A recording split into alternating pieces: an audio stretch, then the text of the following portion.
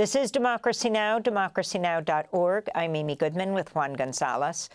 Renee Good and Alex Pretti were fatally shot by federal immigration agents in South Minneapolis, near the site where police officer Derek Chauvin murdered George Floyd in May 2020 by kneeling on his neck for 9.5 minutes at least. Floyd's murder sparked worldwide protests and demands for justice to defund the police.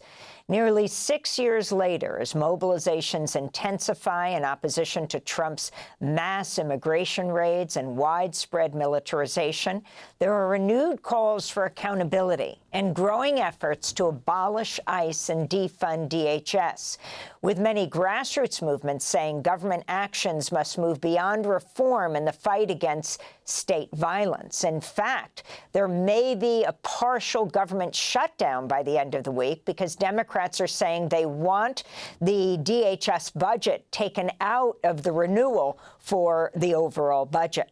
For more, we're joined by Alec Karakatsanis. He is founder and executive director of Civil Rights Corps, author of Copaganda, How Police and the Media Manipulate Our News.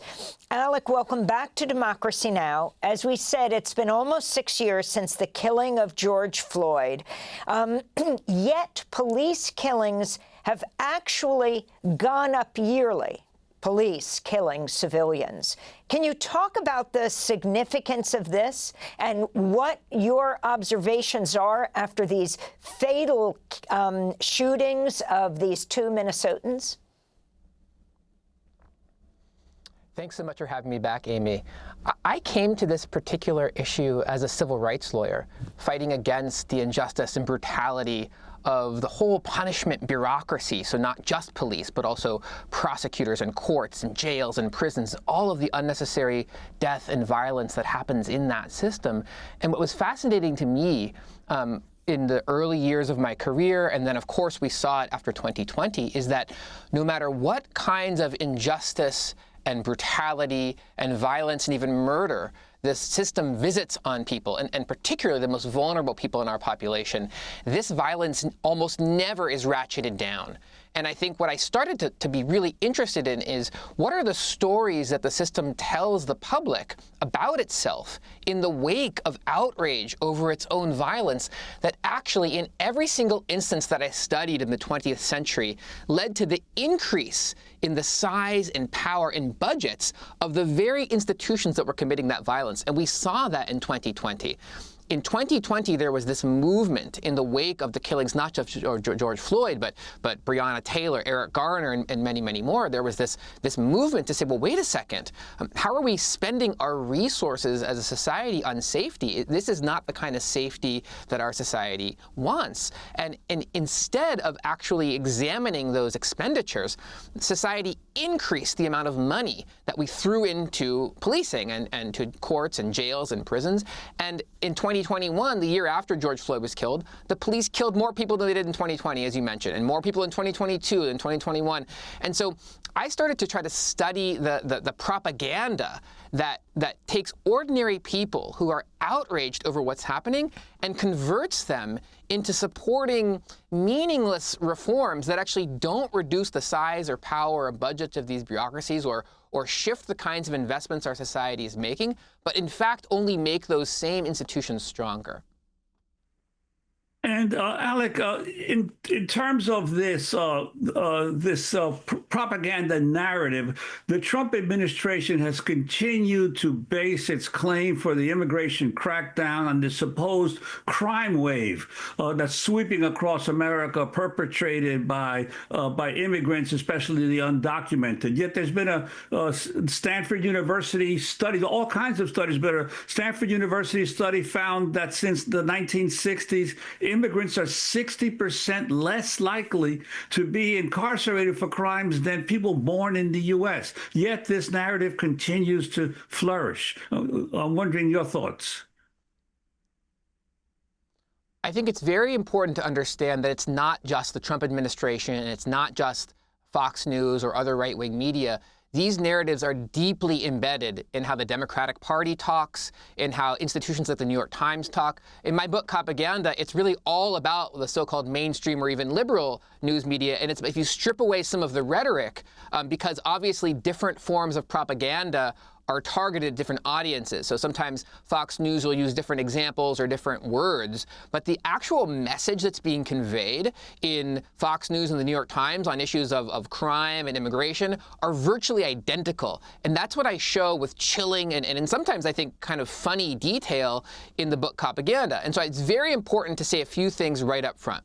Despite what you've been told in Fox News and the New York Times, all crime in the United States that police track, and keep in mind, that's very important because police, prosecutors, prisons, they really only deal with crime committed by the most vulnerable people in our society. They are not investigating or prosecuting the biggest crimes in our society, like wage theft, which is $50 billion a year, so 5 times all of the property crime that police track combined, or tax evasion is $1 trillion a year, or air pollution, much of which is criminal, which kills 100,000 people, so 5 times all homicide combined. We're not talking about those crimes because those crimes are largely committed by wealthy and powerful institutions and individuals. So the crime that police track, even that narrow range of crime, which is focused on the most vulnerable people in our society, contrary to what you have been told in the news every single day for the last several years, is actually down. And not only is it down, it is at historic lows. Since we've been tracking this stuff, 50, 60-year lows. It's been going down almost every single year for the last 25 years. And yet, consumers of the mainstream news, especially consumers of New York Times, of MSNBC, of The Atlantic, these people, when you poll them, they actually believe crime is up. They actually believe crime is associated with immigration, for example, as you said, Juan. And these fallacies are not just some accidental kind of one-off mistake people are making. They are consistent year in, year out, and they are the product of carefully cultivated propaganda that is designed to make people afraid of the most vulnerable people in our society, afraid of strangers, which is actually a separate big part of propaganda, even though most harm is actually committed by people who know each other. And it's designed to make people so afraid that they support repressive institutions that infringe on their own liberty, that don't make them safer, but that give people in power in our society more ability to control and manipulate the population and to prevent the kinds of progressive social movements that might make our society more equal. And what about these claims of cosmetic reforms, like the police or law enforcement need better training, or you institute body cameras and therefore that will help reduce abuse? But yet we see now with all of the video evidence of these ICE raids that none of that matters. What do you think about that? If I have to say one thing in this moment, it is do not become distracted by meaningless and counterproductive so-called reforms. Everybody who studies these questions understands that body cameras are not a reform to any form of police violence. There has been overwhelming research. There's so much research and overwhelming consensus on this question that even the federal government's own position for a decade or more has been that body cameras do not reduce police violence. Okay, that's the consensus. So you have to ask yourself, in the wake of outrage over police violence, why are so many public officials, particularly Democrats, pushing body cameras? I mean, after all, the person who shot Renee Good filmed himself in that interaction. What we know from all of the data is that there was a moment where the police were so desperate to get body cameras, so were prosecutors. They badly wanted them to dramatically increase their surveillance capacities, to link to facial recognition software. There was billions of dollars at stake in cloud computing contracts for the tech industry and the surveillance policing industry. Prosecutors wanted them so they could prosecute in higher volume, low-level cases against the most vulnerable people in our society. There were all these reasons they wanted for crowd control. You're seeing now with ICE when they go to out in the street, they have these cameras, they scan the crowd, they're mapping people's faces. The policing industry wanted body cameras. They wanted them so badly that before they got public funding for them, they were getting private donations from people like Steven Spielberg because they were so desperate to get these cameras. Something happened after the killing of Michael Brown. Prominent Democrats like Barack Obama, Eric Holder, many local mayors and governors, they came together and they said, we should pitch body cameras as not as something the police want, which hasn't worked. We haven't been able to get those body cameras. So the companies got together at the Obama administration and they decided to shift their marketing strategy. They decided to shift to, instead of marketing as something that were good for the police and the police wanted, they said in the wake of Michael Brown, we'll market it to low information people in the public, to well-meaning liberal people. We'll market it as accountability and transparency. And so they totally shifted, and then they were able to get hundreds of millions of dollars toward their goal of outfitting every single cop in the United States with a mobile surveillance camera that the police control. They control when it's on, when it's off, what it captures. When something is captured, it's released to the public. So if the police capture, let's say, an undocumented immigrant committing some crime, that's out on Fox News and the New York Post within hours. But if they capture the police doing something horrific, the public may never see that video. So body cameras are a mirage. And as I write in the Copaganda book, and it's really critical to understand exactly how it happens, not only do they not reduce police violence, but they have been an essential propaganda tool in convincing so many well-meaning people across our society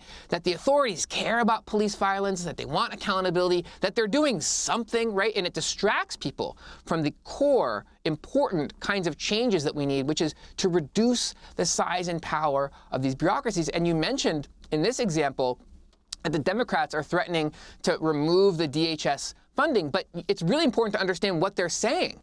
The Democrats are not saying they oppose the unprecedented funding of DHS. Remember last year, ICE's budget was basically tripled. Now ICE has a detention budget that is 62% larger than the entire Federal Bureau of Prisons. In this moment, the Democrats are not talking about removing that money. They're saying we're withholding our support of all of that money until you agree to certain kinds of meaningless reforms. So the Democrats are actually still caught in this propaganda moment where they're claiming to the public, they're lying to the public essentially because there's decades of evidence that these meaningless reforms that they're pushing will actually not curb the size and power of the repressive bureaucracies that they're claiming to fight. And so it's very important that we focus the debate right now on changes that will actually reduce the levels of violence that these systems commit. Well, we want to thank you so much for being with us. Alec Karakatsanis, founder and executive director of Civil Rights Corps, author of the book Copaganda, How Police and the Media Manipulate Our News. Thanks for watching Democracy Now! On YouTube. Subscribe to the channel and turn on notifications to make sure you never miss a video. And for more of our audience-supported journalism, go to democracynow.org, where you can download our news app, sign up for our newsletter, subscribe to the daily podcast, and so much more.